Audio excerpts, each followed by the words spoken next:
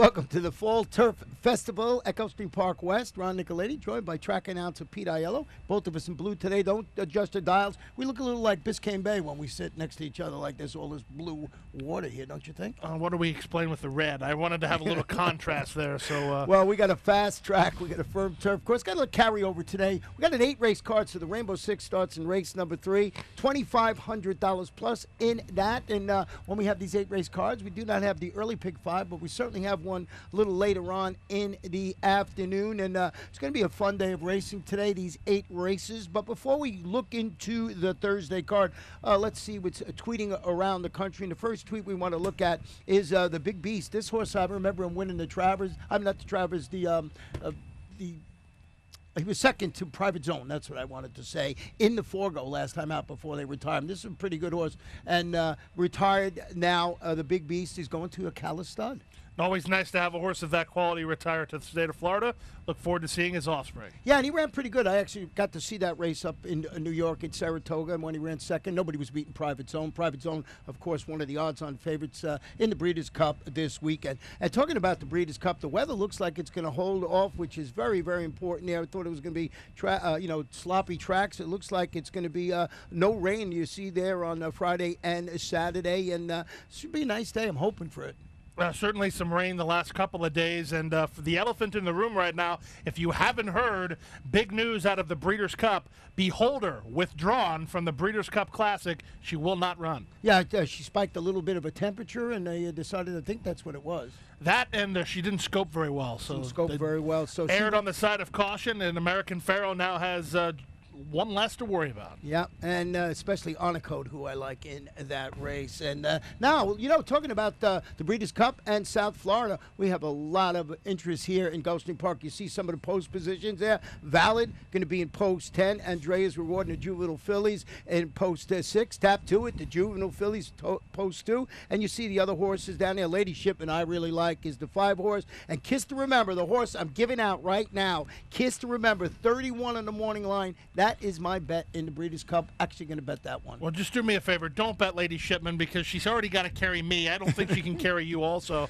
Andrea's Reward for Milt Wolfson. This horse is very, very, very good. I don't know if she's good enough to win as a 2-year-old, but mark my words, once racing gets going with this horse, the longer they go, the better she'll get.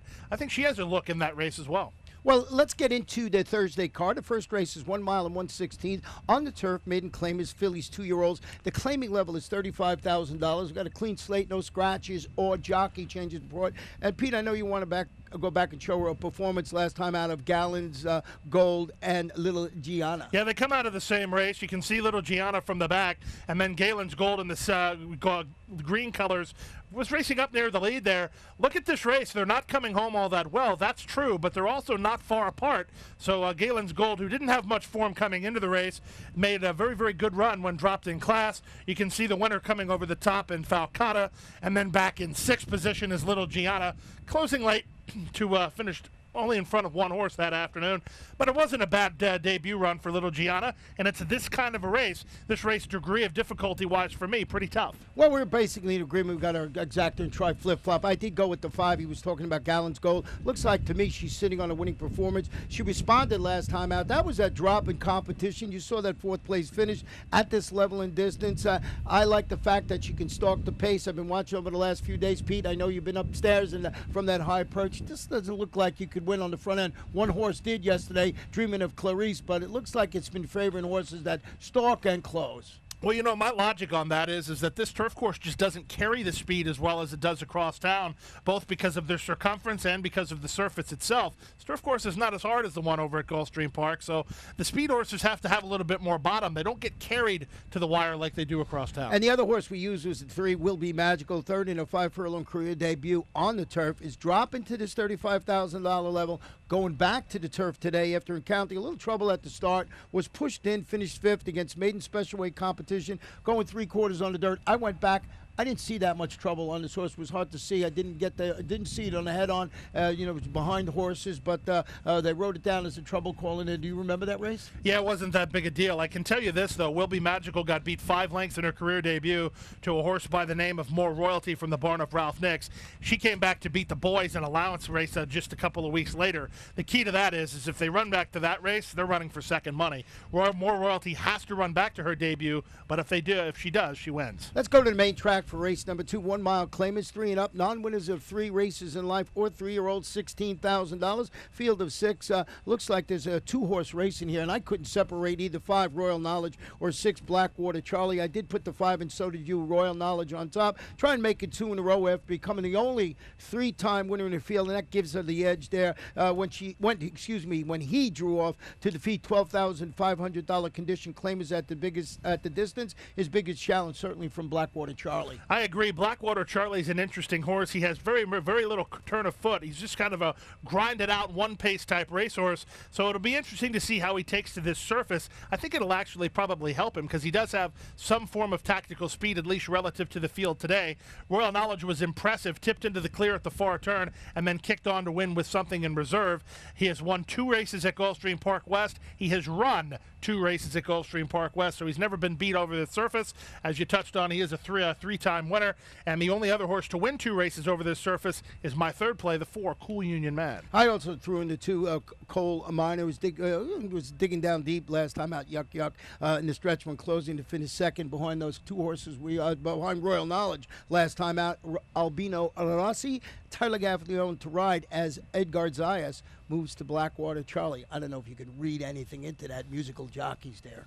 I don't think so. I think that if you watch Coal Miner's last race, he looked dead where he stood, turning for home, and then came back to finish second behind some suspect horses. So I think that we are pretty much in agreement that the top 2 in this race are Blackwater Charlie and Royal Knowledge. If you're a multi-leg player, you either pick both of them and try to narrow it down in other races, or you choose one and hope you pick the right one. And that's where our first of 2 pick 4s on the afternoon begin. Races 2, 3, 4, and 5 in that order. A 50-cent wager. Race 3, 1 mile on the turf. Maiden special weight, 3-year-olds and upward. 8 runners in the field. Once again, no scratches or jockey changes. Pete, you went with the horse I have in second. You have it right on top, and that's Just Watch. Yeah, this horse has got very, very, very, very good lately. Finished this third last time out, second 2 starts ago. The race where he finished second, he looked home and cooled out at a big price. Had a 2.5 length lead in deep stretch and then got run down by Ralph Nix trained Titanor. Titanor came back to run third in an allowance race yesterday. Just Watch then took his game to the turf, something he'd never done before, and lost to a Tour de Force winner in Starship Frontier, but did finish with interest while closing from the back. I think this horse is improving. I think that his game is pretty good right now, and all he has to do is run back to that last race, and he'll be in the winner's circle. Well, I put the 2 on top, Fair Prospect. Didn't think this one would be the morning line favorite, but is, and it's now gelding is trained sharply up at Palm Meadows on the turf course in there in preparation for the first start. Since showing promise in a pair of maiden special weight turf races at the championship meet, but it was during January and March. Michelle Nihei has Luca Panici in the saddle.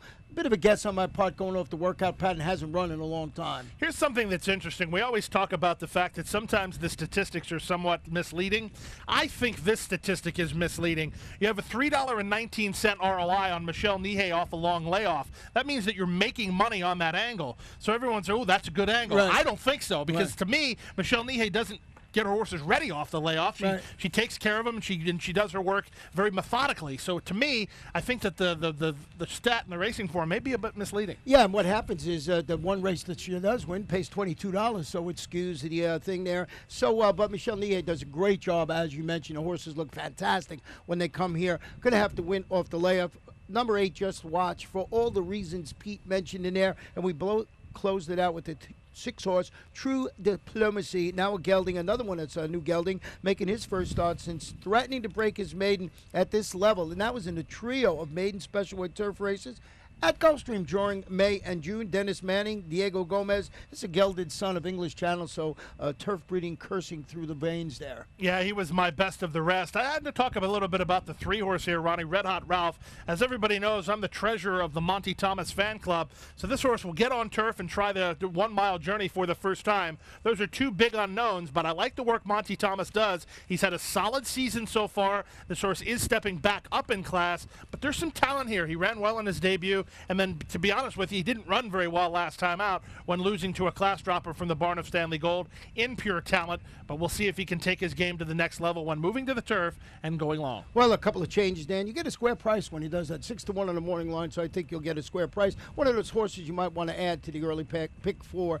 ticket. Halfway through the card with race number 4. This one, 5.5 furlongs. Maiden claim is 2-year-olds. $50,000, 8 runners in this race with no scratches or jockey changes, and I found a tough time in here. I ended up going with the 550s music. Not totally sold on this horse. I just thought he was the best in this field. Dropping to the $50,000 level, turning back to 5.5 furlongs. Had some trouble at the start. He was brushed. He was checked. He failed to get on track when finishing last against maiden special weight competition, going 6.5 furlongs. Stanley Golds at second time blinkers today. Jeffrey Sanchez. What do you think?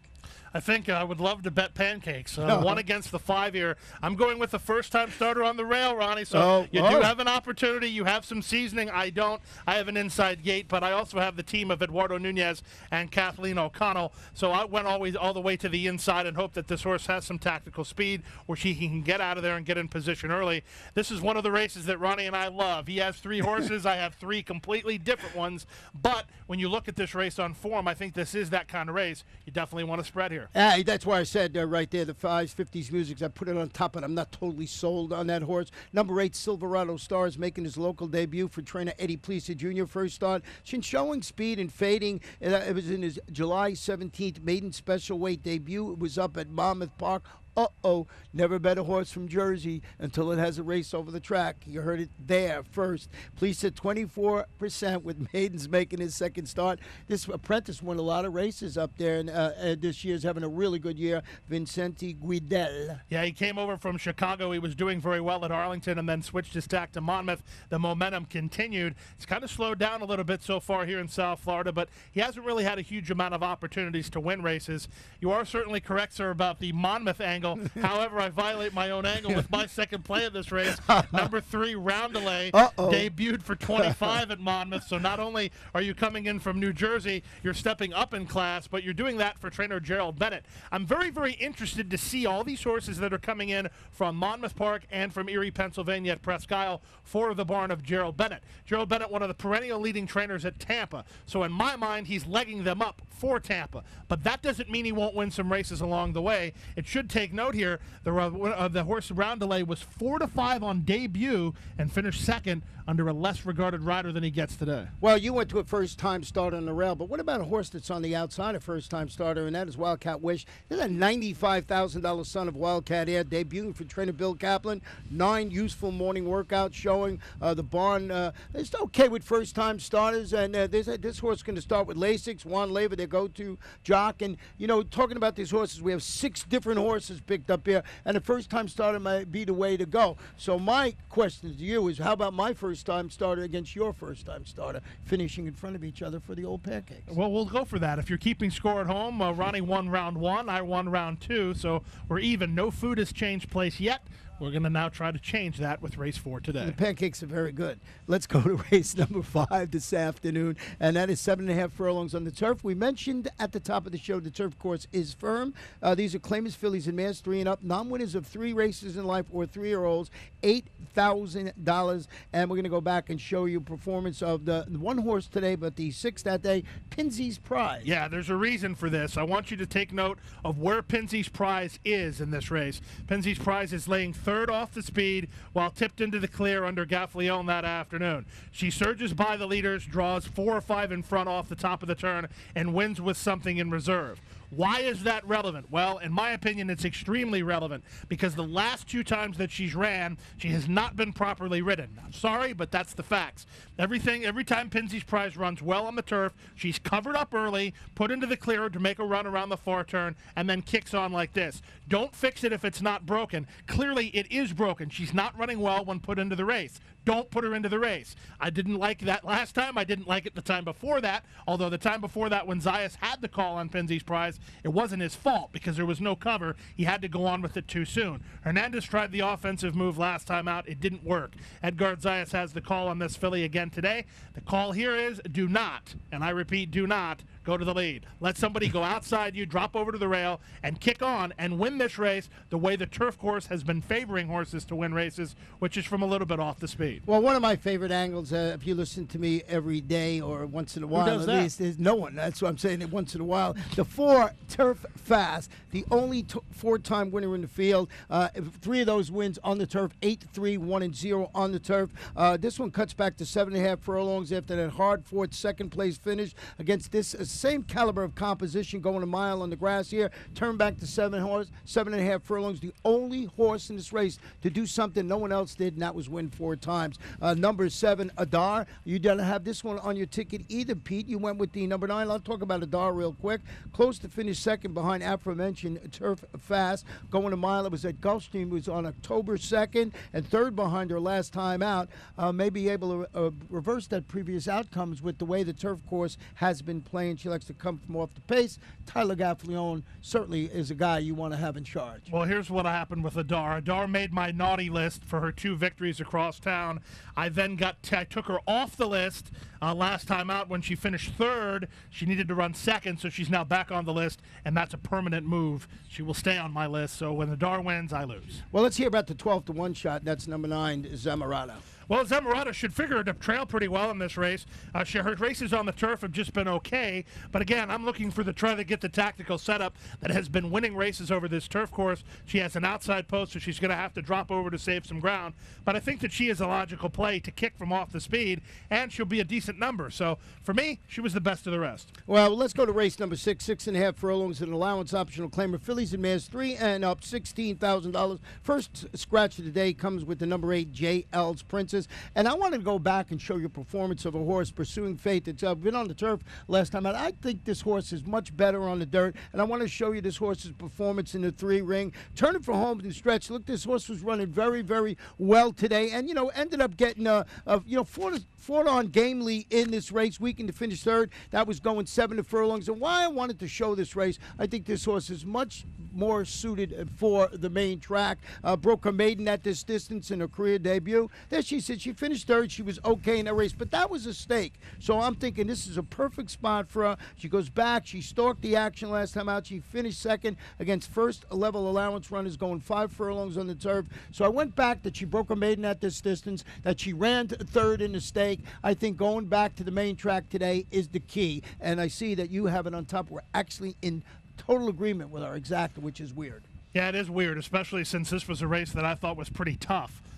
Really? Yeah. Well, Metamu is the morning line favorite, and I know you put it on the ticket, making the third start of her current form cycle after shipping it from California. She's very impressive. She breaks her maiden across town going 3/4 mile. Then she follows that with a narrow defeat, as she's the odds-on choice at this level and distance, albeit that was in the slop. Trainer Kristen Mulhall, Jesus Rios in the saddle. On paper, looks like a logical contender there. Pursuing Fate is the way I'm going. Here's the question about this race, and I think that you should be able to answer this correctly, given your pick in this race. Right. Who goes to the lead in here? I was thinking that maybe Pursuing Fate is going to go to the lead. I don't see anybody else with any dedicated speed going one turn in this race other than Pursuing Fate. If she doesn't get the lead, Rafael Hernandez can certainly put her up into the race, track somebody who wants it, and then make first run on the closers. So tactically, I think she's the right way to go. Yeah, and you make a good point there. When we say the horse is going to be, has to be on the lead, it could be, stalking in second if some horse is up there that's not really a speed horse trying to steal a race on the front end. So you find the tactical position on or off that pace setter. You use the 9 curls for girls in here. Yeah, I like the way Curls for Girls ran last time out. She had to need that race. She finished 4th behind Metamu. It was her first start in South Florida. It was her first start in the barn of Ralph Nix. It was her first start off a bit of a freshening. All indications are that she has a license to improve here, and she will not be favored. So anytime you have that situation, you have to include them. Yeah. Let's go to race number 7, 5 furlongs on the turf, maiden special weight, 3-year-olds and upward. And we have a scratch in here of the morning line favorite, number 7, Hannays, and also scratch number 9, High Quality Prince. I don't know about you, Pete. I had the 5 on top. Just thought the workout pattern was nice, so I scratched into the one Summer Night, who's turning back to this 5 furlong distance and after returning from about a 7-month layoff to track the pace and finish second. I think that stamina-enhancing performance last time out, going 7.5 furlongs. Chad Stewart, Jose Caraballo in the saddle. A lot of people think the horse shows speed going 7.5, but, going to be on the lead. I think this horse could carve out a nice stalking trip. And like I said, I really like the first-time starter. I was guessing with the first-time starter, 5 Hannays, so I would scratch into the one Summer Night. Yeah, well, we talked about the fact that I'm the treasurer of the Monty Thomas fan club. No secret, I'm the president of the Chad Stewart fan club. Very much a fan of the work that Chad does. He has a farm up north in Ocala and ships to wherever he runs, either Tampa or down this way. He does very, very good work. This horse needed that race last time out. It was going 2 turns off the layoff. Never an easy thing to do. Finished with interest to get second, while well regarded at 8-5. Cuts back in distance. The question is, who makes the lead in here for a 5 furlong turf race? No speed and not signed on. Yeah, I don't really see it. I picked the 7 in second, the High Prince Happy, but I want to talk more about the 6 in here. Yeah. Tis My Way, who's a full brother to $1.3 million earner. Tis now made all his money on the dirt. This one's going to try 5 furlongs on the turf after getting beat double-digit lengths in maiden special weight company on the dirt. I find this horse a shaky call. I added him after the scratch of the 5 horse in here. I just can't make them. I know you had him on a ticket up there in second. I just can't figure out, I can't forgive those 2 races on the dirt. But it is Ralph Nix. It is. It's always interesting to me. This horse is so well bred. He's a full to Tisway, who made over $1 million, and it was 7 for 20, including some graded stakes wins. And this horse hasn't been able to beat his shadow lately.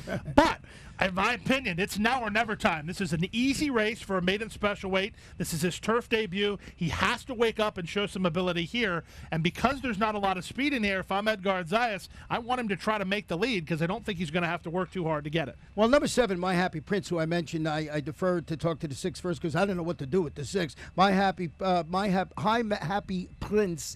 Prince Happy, easy for me to say, is a 4-year-old son of Speightstown. That's what I like about it. I like Speightstown's on the grass making his first start. You look back, he set a pressured pace. He weakened going 7.5 furlongs. That was across town. It was on August 1st. Antonio Sano, Jeffrey Sanchez in the saddle. I think this is a logical contender to grab a piece in here. Is this one going to be the speed?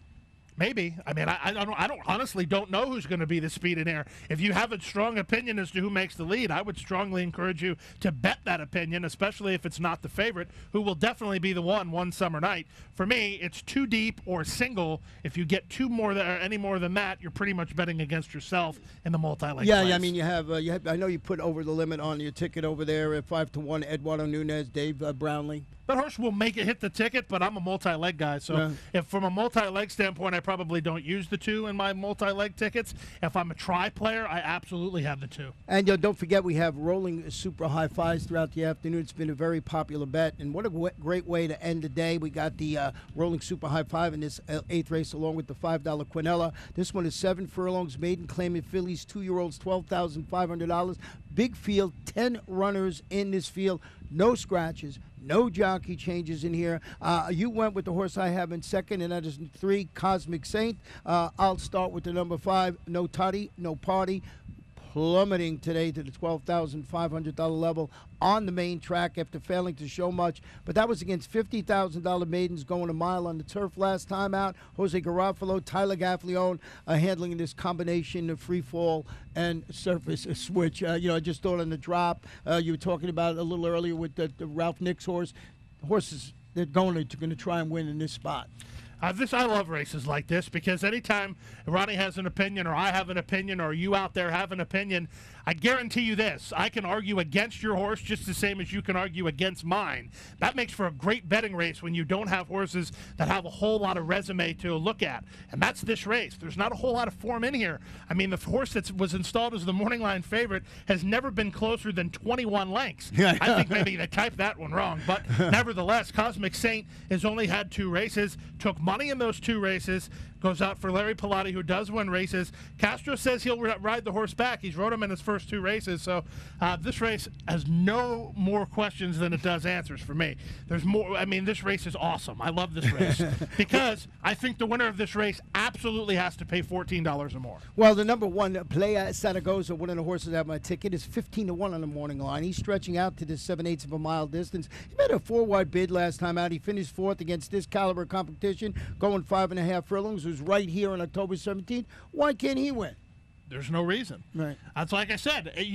We can sit here and go through every horse in this race. There's 10 of them, by the way. And Ronnie can say something good, or I can say something good, and the other one of us can play bad cop and say something bad. But that's great because that means that this race will offer some wagering value.